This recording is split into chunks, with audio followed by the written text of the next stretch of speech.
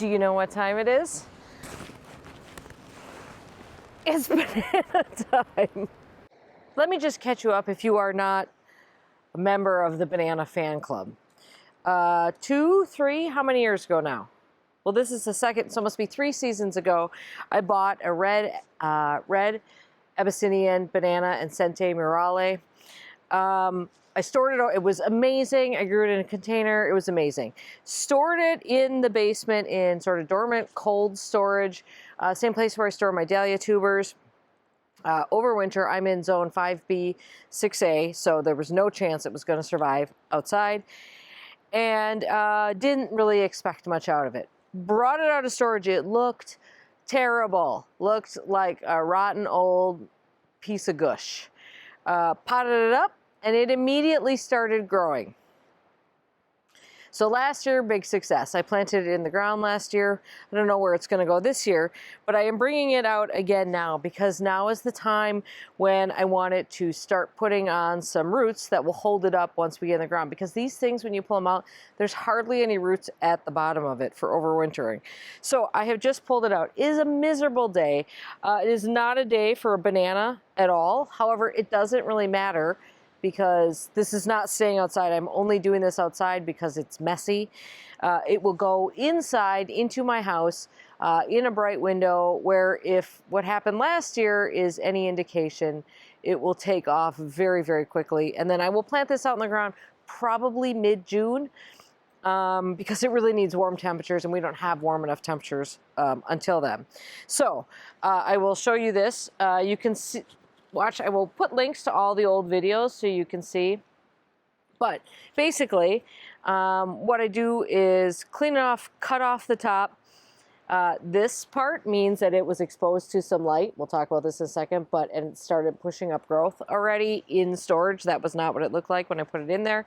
The method I use is a method described in Marianne Wilburn's book, Tropical Plants and How to Love Them, which is essentially putting a towel around it and then a plastic bag, and the towel sort of absorbs and releases moisture as needed. I did this year do something different than I had done the year before, which is a method mentioned by many people, which is to actually tip it upside down for a couple of weeks and allow some of the moisture to run out, because these things are so full of moisture. I did that. I think I'd probably do it longer. I was just afraid of leaving it in there for too long. So now I'm gonna pull it out of this pot. We're gonna clean off any obviously dead bits like this. And then I'm going to repot it back into this pot that it's in right now, because we just need it. I mean, I don't want a huge pot because I have to carry this thing in and out. We just need a little room in there to get it in some soil so that it can start producing some roots. So it doesn't have to be an enormous pot. It's only gonna be in here for 6 weeks or so. Now last year, this was something I approached with a fair amount of trepidation because I was so afraid I was going to do it wrong. So there's a lot of water in here. Oh boy, holy crap. Okay. And like I said, I don't think I needed to be quite as worried about it as I was. So I'm not going to get as particular as I did last year. I think I'm just going to rinse the patio off when we're done here. So we'll just make a mess on the patio and rinse it off. So this is all that's left of the roots once you dig it out. Let's just see. Sorry, we got the bread knife again. I mean, those roots feel fine to me. They don't feel mushy. So that's all good. So now I'm just going to go through here, like, we're going to just like cut some of this stuff off or peel some of this stuff off, because that is obviously not good. But this is nice and hard, which is what we want to feel, nice and firm. So we're just going to go at this and clean this up a little bit. Once again, I am using my bread knife. This is apparently the tool I'm using the most this spring. So I'm just going to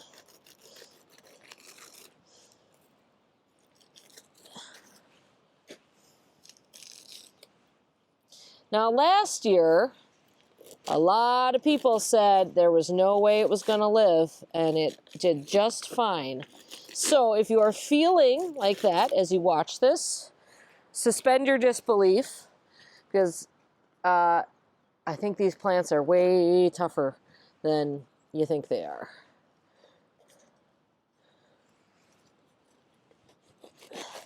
I think last year I cut off way more than I had to too, because you know what? If there's some material that's not good, it just kind of dries up and folds down. It seemed to sort of manage itself once it got out into the ground.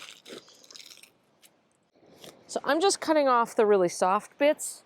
I'm not gonna cut into good material. This you can see up here, we're dealing with, you know, a little bit of, it doesn't feel that bad though. I mean, maybe I'll just sort of get into there a little bit. I mean, I figure you can always cut more off, right? And last year I certainly was fretting about leaving some of this. Okay, that's actually as much as I'm gonna cut off. Last year was such a big production, and I don't think it needed to be. All right, I'm just gonna use regular potting mix here. I'm gonna have to go get another bag.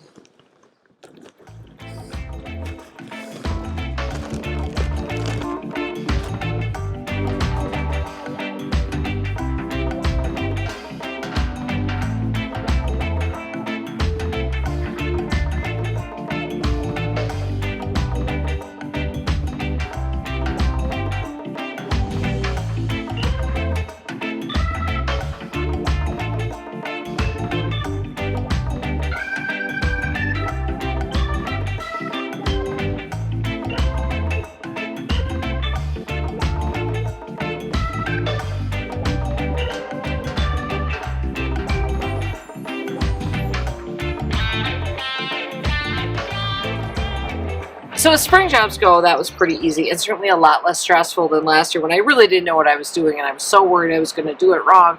I think like a lot of things, this is probably easier than we think, and screwing it up can happen, but maybe the odds are on our side a little bit. Now, of course, I say that, it hasn't grown a bit yet, so we will watch this. If this is anything like last year, I will have a fair amount of growth within a couple of weeks here, and I won't water this until I start seeing some active growth. I think the last thing we need to do at this point is introduce more water to this situation. I do need to go find myself a tray to set this on in my house, but last year by the time I brought it out, it was hard to get it out the door. It was amazing how quickly this thing grew. But so many of you are investing in this banana that I thought, you know, we have to show everybody when we bring it out. Now I will say that I don't think the banana grew as well last year as it did the year before. It was still probably 10 feet tall by the time I took it out at the end of summer, but it was not as big as it was the first year. Now that could be because it was a little weaker coming out of winter storage than it was when I bought it new.